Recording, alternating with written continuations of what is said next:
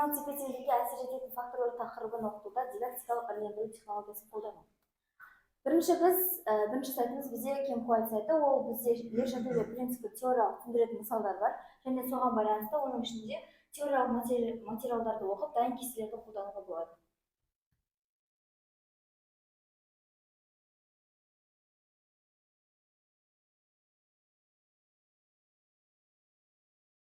Сайттың ішінде сол принцип бойынша барлық теориялық материалдар тұр, оның түрін өзіңізге ыңғайлы тілге ауыстырып оқи аласыз.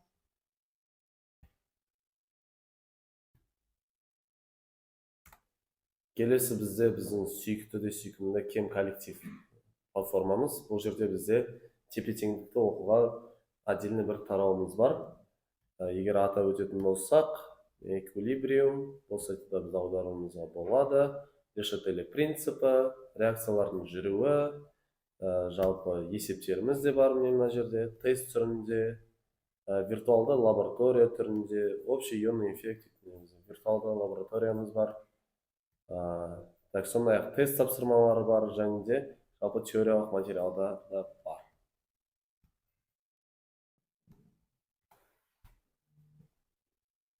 Келесі платформа бізде Курсера, өзіміз бұны күнделікті өмірде қолданып жүрміз. Оның ішінде бізде тегін курстар, оның ішінде дайын материалдар, бейне сабақтар бар. Соларды оқып, біз өзіміздің теориялық біліміміз шыңайта аламыз. Айта кететін мәселе, Курсерада бізде курстардың бәрі көбінесе шетелдік аталмыш университеттердің атынан жасалады. Келесі бізде EducaPlay, бұл бізде сабақ уақытында геймификация үшін өте ыңғайлы платформа болып табылады. Және де бұның бір ыңғайлылығы, бұл жерде бізге ойынды тек қана тақырыбын жазсақ, искусственный интеллект жасап береді. Салатын болсақ, бізде мақал ойыны толықтай жасанды интеллект көмегімен жасалып шықты. Химиялық тепе-теңдік реакцияға не? Егер дұрыс жауап берсек, осылай болады. Дұрыс емес жауап берсек, бақамыз батып кетеді екен.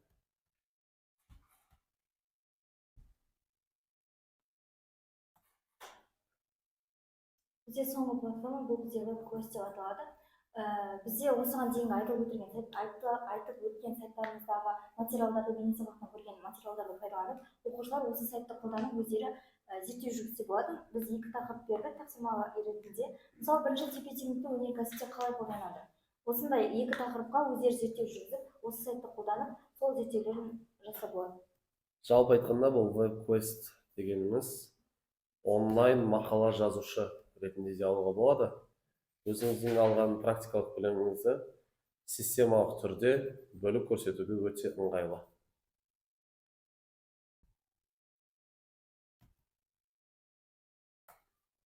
Назарларыңызға рахмет. Қоясың ба? Сен Курсераны көрсетпедің ғой. Бізде бүгінгі тақырып химиялық тепе-теңдікке әсер ететін факторлар тақырыбын оқытуда дидактикалық бірліктердің ірілендіру технологиясын қолдану. Бізде дидактикалық бірліктерді ірілендіру технологиясы бойынша оқытудың негізгі идеясы материалды жеке тапсырма ретінде емес, кешенді бірліктер арқылы беру, яғни ол оқушыларға химиялық тепе-теңдік заңдылықтарын тұтас жүйе ретінде қабылдауға көмектеседі. Дидактикалық бірліктерді ірілендіру технологиясын қолданудың тиімділігі жағдайында айтып кететін болсақ, оқушылар жеке тақырыптарды байланыстырған кешенді күйде ретінде қабылдайды және де теорияны тәжірибемен біріктіріп, білімді қолдану дағдыларын дамытады. Проблемалық тапсырмалар мен зерттеулер оқушылардың логикалық ойлауын күшейтеді. Сабақ өту барысында негізгі блоктардан тұрады, яғни бізде бірінші теориялық түсінік, одан кейін оны қолдану, есептер, эксперимент, яғни зертхана жұмыстары және де проблемалық талдаулар. Теориялық түсінікті қалыптастыруда бізде Ле Шателе принципін, концентрацияның әсерін, температураның әсерін және де газ тәрізді жүйелер үшін қысымның әсері туралы теориялық түсініктерді қалыптастырады. Бізде осы теориялық түсініктерді қалыптастыруда қолдануға арналған платформаларды айта кететін болсақ, бізде Learning Apps, Quizzes, Kahoot және Gemini сияқты платформаларды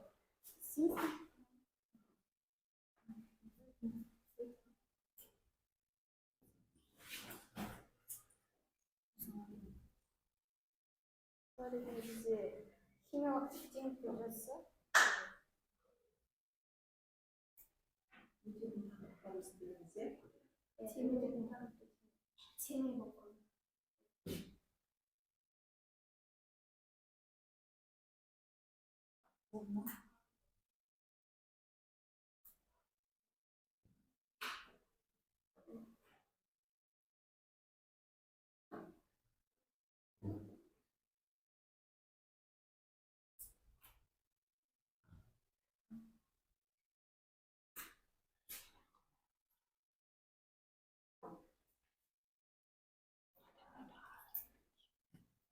Бізде осы химиялық тепе-теңдікке байланысты ойындар құрастыруға болады. Бұның ішіне бізде химия бөлімі бар. Яғни химияға байланысты ойындар құрастыруға болады. Мына жерде және де дайын ойындар бар. Бізде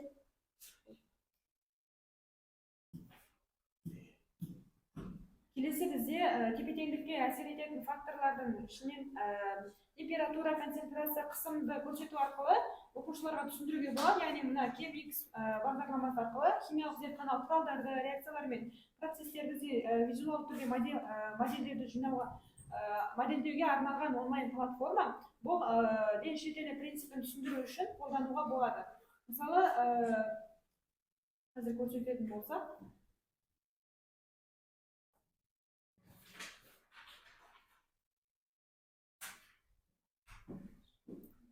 мысалы ретінде мына жерге реакция теңдеуін жазып көрсетуге болады. Мына жерден бізге керекті құрылғылар таңдап алуға болады. Мысалы газ сияқты, мысалы фарфор табақшалар сияқтылар таңдап, біз оларға температурасын қосып, температураның әсерін реакцияның жылдамдығына қалай әсер ететінін көрсетуге болатын программаның түрі болып табылады. Келесі енді виртуалды симуляциялар, яғни бұл реакцияның өзгерісін көрсету үшін, соның ішінде бұл, яғни осы арқылы концентрация, температура, қысым өзгерісін динамикалық түрде көрсетуге болады. Одан кейін чем коллектив, бұл реакция тепе-теңдігін модельдеуге арналған тәжірибелер бар. Лабстер бұл ден шетелі принципін мысал ретінде алсақ, бұл нақты химиялық процестерге қолдануға болатын анимациялық зертханаларды ұсынуға болады.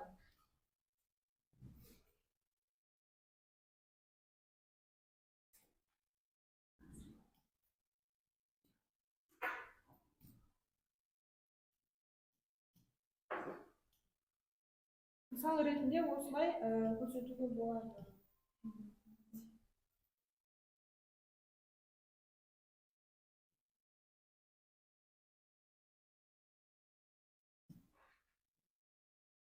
Яғни осыны көрсету арқылы осы бейнені оқушыларға қызықты етіп сабақта түсіндіруге болады.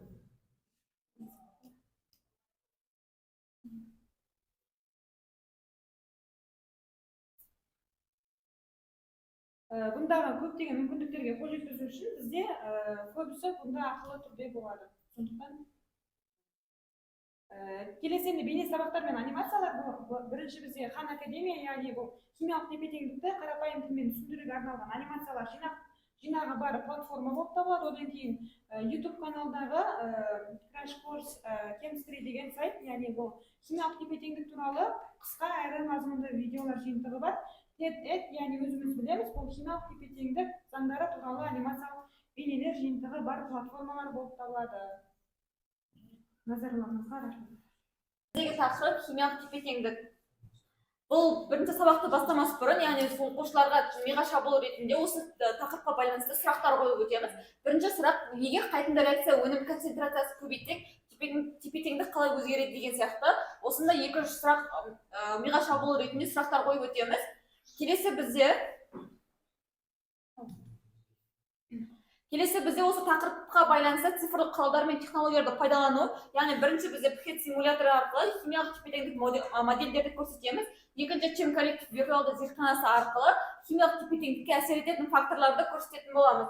Келесі біз яғни үшінші түрі, яғни цифрлықты кері байланыс көрсету, яғни Google Classroom, Padlet, Miro деген сияқты платформалар арқылы оқушылар өздері кері байланыс, яғни сабақтан түсінгендігін сол арқылы кері байланыс көрсетеді. Бірінші бізде пхет Colorado платформасы. Бұл платформа арқылы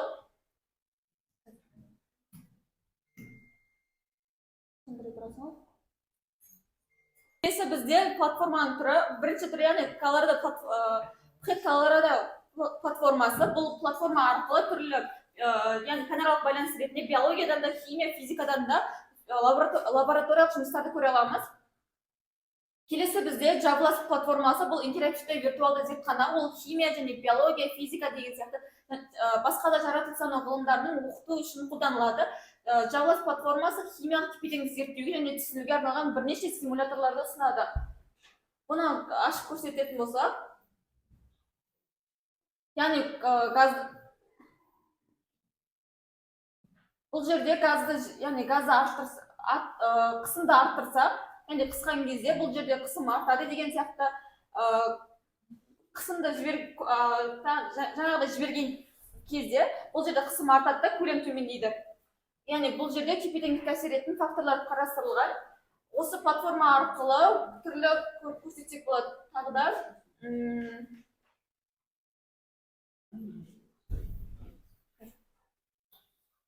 Тағы бізде мынаны көрсетсек болады.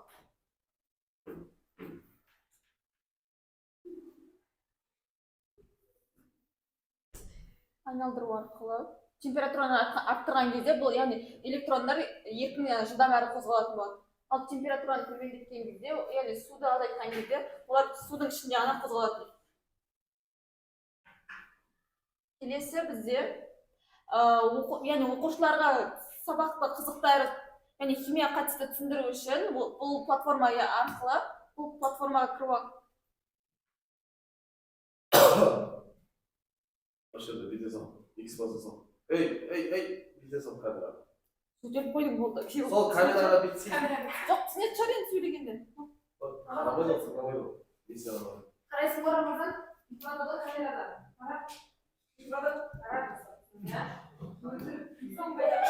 Болды. Бұл паузада тұр ма енді? Жоқ. Білмеймін. Сборный, иә? Ани жасаған емес. Келесі бұл платформа бізде химиялық ойындар платформасы, яғни жинақталған платформа болып табылады. Бұл жерде элементтерді орнына қою арқылы Менделеев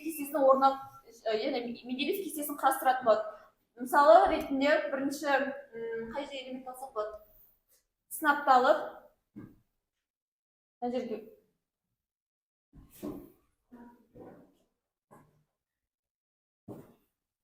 мысалы мына жерге қоятын болсақ, бұл қате.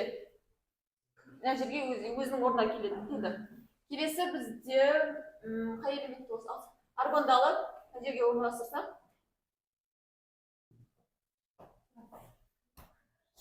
орны қате.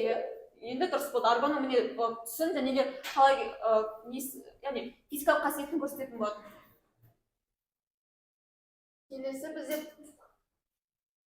Келесі бізде видео сабақтар, яғни ютубтағы осы бейне сабақтар арқылы химиялық тепе-теңдік және тепе-теңдік практика туралы толық түсінік беріледі. Бұл платформа негізінен, яғни бұл видео сабақ негізінен ағылшын тілінде түсіндірілген.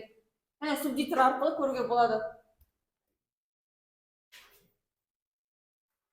Келесі бізде чем коллектив бұл ресурстар, яғни виртуалды зертхана болып табылады. Бұл химиялық тепе-теңдікке байланысты жаттығуларды қамтиды. Пайдаланушылар әртүрлі сценарийлер құру арқылы, яғни тепе-теңдік концепциясын тәжірибеде қолданылады. Кері байланыс ретінде бізге осы химиялық тепе-теңдік тақырыбы бойынша оқушыларға осындай тапсырма дайындадық, яғни тесттік тапсырма. Берілген теңдеу бойынша химиялық тепе-теңдікті кейін сипаттаңыз деген сияқты. Бұл жерде азот пен сутектің қосылып, яғни аммиак түзілу реакциясы көрсетілген. Сол реакцияның қайсысы екенін анықтап, яғни асын болса деген тесттік тапсырманы орындайтын болады. Осымен бізде сабақ бітті, яғни назарларыңызға рахмет.